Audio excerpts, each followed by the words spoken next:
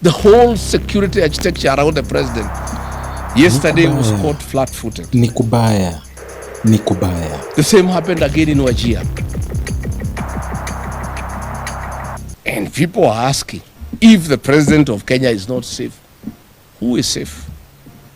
Jina langu ni Washington Mwange. Karibu sana mpenzi mtazamaji. Aliyekuwa naibu wa rais amwaga mtama kwenye kuku wingi kuhusu walinzi wa rais.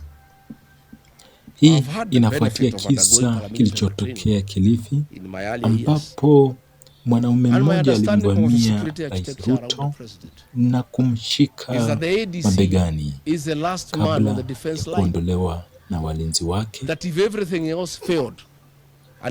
huku wengi wakiachwa na maswali mengi ya kujibu. Kweli rais wa Kenya yuko salama? Walinzi walilala kazini hadi rais akavamiwa. Muda si muda kabla ya kuku kumeza punje ya mtama, walinzi wote walitolewa na kupelekwa kwingine, ikiwemo aliyesimamia kikosi hicho. Rais ametoa walinzi wengine wa kikosi Regi Squad ikiongozwa naye kiongozi wa Regi Squad. Na kiongozi huyo ni waya ya umeme.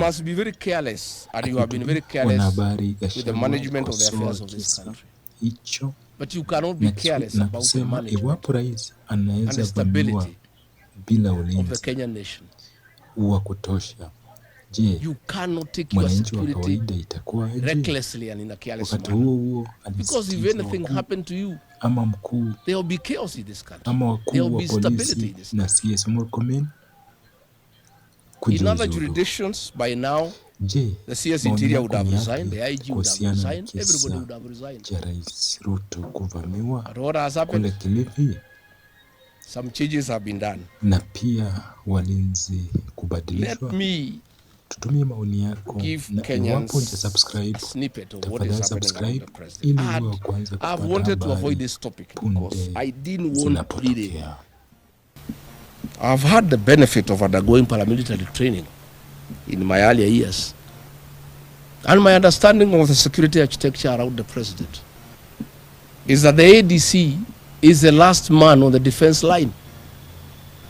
That if everything else failed and somebody came with a knife, the ADC would go between the president and the knife, or between the president and the bullet. Where is our ADC? He is deployed to be with the president and escort him wherever he goes, including the toilet. What has been happening? That strangers come and accost the president, and everybody is running helter-skelter. The ADC is not there, there is no security. What if that man who came yesterday had a knife? If he could hold his neck and almost twist it, he would have knifed him. What if he was a suicide bomber?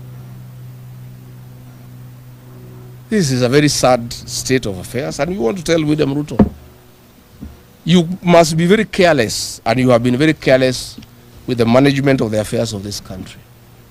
But you cannot be careless about the management and the stability of the Kenyan nation. You cannot take your security recklessly and in a careless manner. Because if anything happened to you, there will be chaos in this country. There will be instability in this country.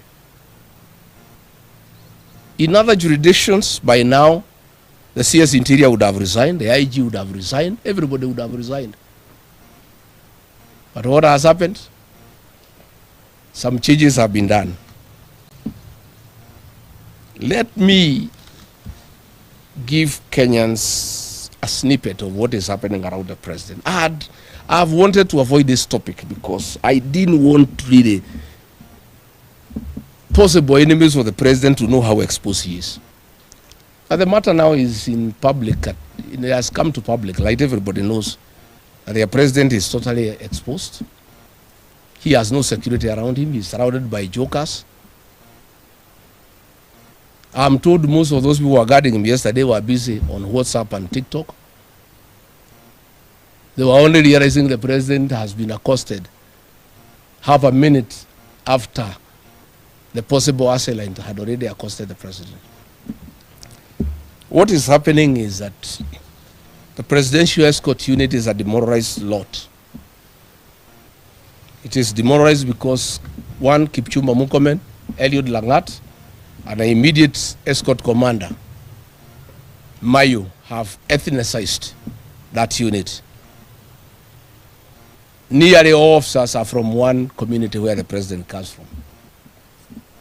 All other officers from other communities are very demoralized, and they are never given an opportunity to escort the president around. Escorting the president around. Jina langu ni Washington Mwange.